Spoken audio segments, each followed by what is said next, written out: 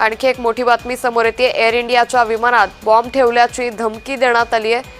मोठी बातमी सध्या आपण पाहतोय। वाराणसी विमानतळावर विमानाचं आपत्कालीन लँडिंग हे करण्यात आलं। त्यामुळे एअर इंडियाच्या विमानात बॉम्ब ठेवल्याची धमकी देण्यात आली। त्यामुळे या विमानाचं इमर्जन्सी लँडिंग करावं लागलं।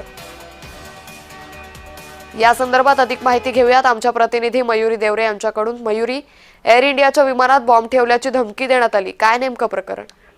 अंकिता, आपण बघू शकतो की एअर इंडियाच्या विमानामध्ये बॉम्ब ठेवण्याची धमकी ही 4 वाजता देण्यात आली होती। 4 वाजता हे विमान वाराणसी विमानतळावरती सुरक्षितपणे त्याची लँडिंग करण्यात आली आणि नंतर त्याची तपासणी देखील करण्यात आली।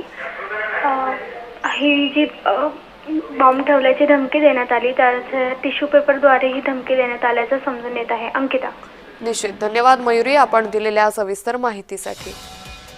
त्यामुळे वाराणसी विमानतळावर या विमानाचं आपत्कालीन लँडिंग करण्यात आलं।